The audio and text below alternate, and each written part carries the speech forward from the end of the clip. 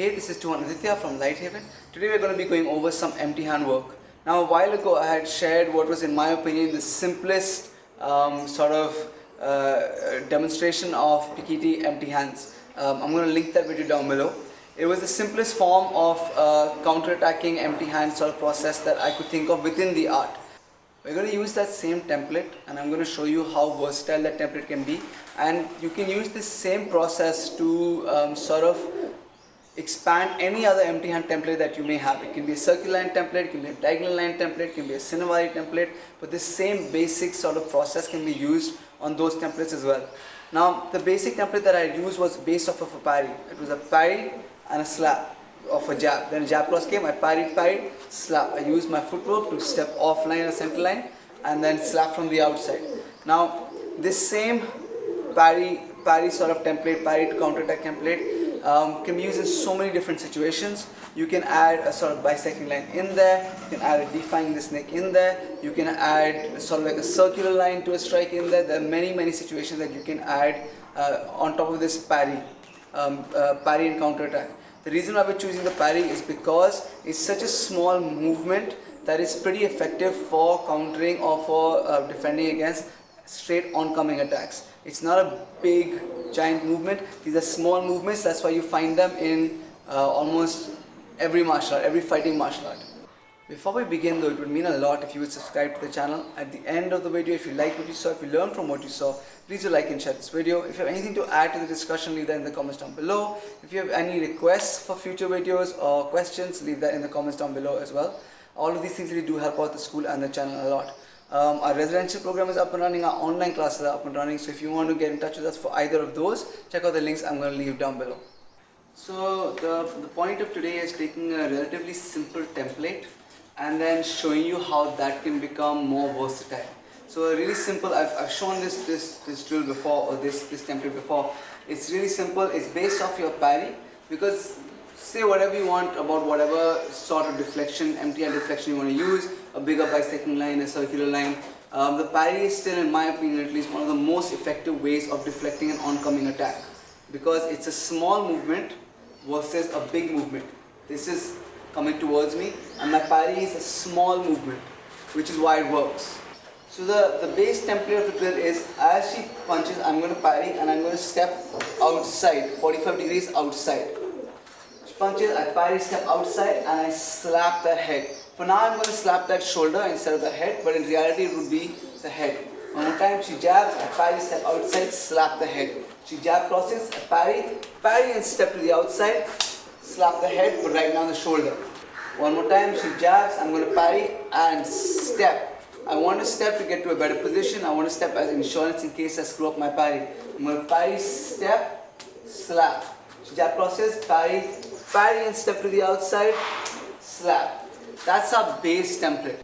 So that's our base template. Now we're going to be adding things during the parry and after the slaps. That's our base template. We're going to be adding things to it.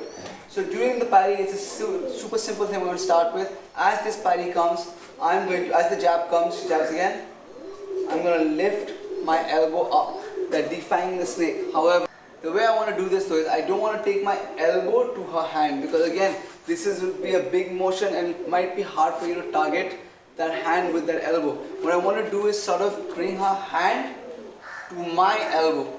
The way I'm going to do that is, I know that this punch is coming down center line. What I'm looking to do is get my elbow as close to center line as possible and then use the parry to guide the hand onto the elbow. That's what I'm looking to do. This is my guard, boom, that's what I'm looking to do. From here, as I step, I'm going to do this with a step. This is going to come out as a slap to the head, but I'm going to do the shoulder right now. Slap. One more time, she jabs, I'm going to parry that onto my elbow. With the step, this is going to extend straight out, because the motion I'm looking to do is down. I'm not just this much, I'm looking to clear this so that this can extend as almost like an angle 2 backhand slap, and then I'm going to follow that with my slap. She jabs, up with the footwork, slap, slap. Same thing for the jab cross. Jab, cross, that's my defying with the step, slap to the ear with that sort of angle 2 slap, slap. Now one thing I want to do is, as when one hand is extending, the other hand is in that guard position. I'm always looking to slap, at least in the beginning, in my guard position. One last time, she jabs, I defang while parrying, I step out, slap that ear, but right now that shoulder, slap that shoulder. Jab cross, one, bang, slap that shoulder, slap that shoulder. Now we're going to add some follow-ups to the slaps. She punch jabs, I step out with that defang, I slap on the shoulder right now, slap. Now as this hand slides down, as this hand slaps, I want to control that wrist. From here what I'm going to look to do is, I'm going to look to break that structure, bend her down into an armbar. However, what I'm looking to do more is just to break that structure, soften it up, because I want to do another lock from here. One more time, she jabs, I defang, slap the ears, shoulder right now, slap the shoulder. From here I'm going to be looking to bar that elbow, so I come close, I slide my forearm onto between her tricep and her elbow. I start the armbar, and then from here I'm going to lift my wrist up, almost into this figure four sort of Americana, but step in with that elbow, and that's my takedown. One more time from this side, that's my defying with the parry, slap, slap, both will be to the head, so now I'm doing the shoulder, I'm going to step in, start to go for that armbar. So now generally if I'm going to push her down, her reaction generally is going to be to come back up, and I want to use that push-pull sort of resistance energy for my advantage. So I push her down and she's resisting, I'm going to fold this. As I fold, I step in with that elbow and I completely take down. It's going to be the same thing with the jab cross. Parry, step and defang, slap, slap with controlling this wrist. From here I'm going to step in for that armbar, she resists. I step back, this is my elbow, that's really important. That elbow is what's going to help me with this takedown. I also have a wrist lock over here if I want, but I'm going to go down all the way. The jab cross from this side. Jab, I step and I defang. This step is super important. This is the reason why we do so much open triangle or ranging footwork drills. If I step more than 45 degrees, I cannot reach her anymore. Right? I need to step 45 degrees because this is getting me off center line, but I can also immediately reach her with all my tools. One more time, jab, bang, slap. That 45 degrees again is really important. Slap the shoulder, slap it. See how I'm sliding this down to control the arm. From here I go to bar. If she starts to resist, I let her, I use her resistance, fold, step in with that elbow, and from here complete the takedown. Now the way I wrap is important. From here, as she looks to resist, I'm going to bend and come in to this sort of figure four Americana Kimura type of grip. From here I elbow and I finish the takedown. All of the scenarios that we were doing before this were based on Neha keeping her hand out there, right? She was punching and keeping her hand out there. I was defanging, slapping, controlling, but she left that arm out there. What happens if she pulls back, she jabs and she pulls back the punch? This template works, everything works still even in that scenario. I'm still going to defang and parry at the same time with my step out. She pulls back the hand.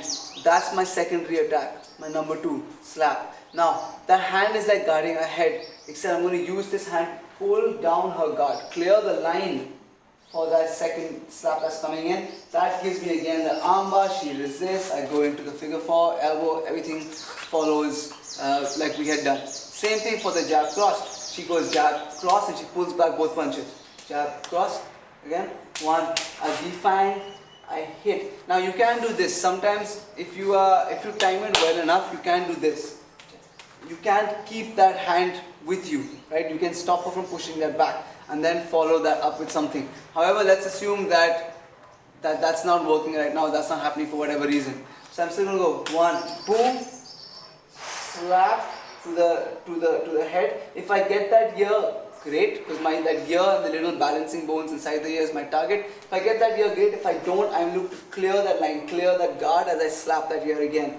Again, from here you have armbar, she resists, you go into that figure 4, elbow to the takedown. Everything still functions the same way. You're just turning that first slap into a clearing line. And you're still defanging the snake, you're still slapping to the ear, followed by another slap to the ear. It's just that the first slap is used to clear.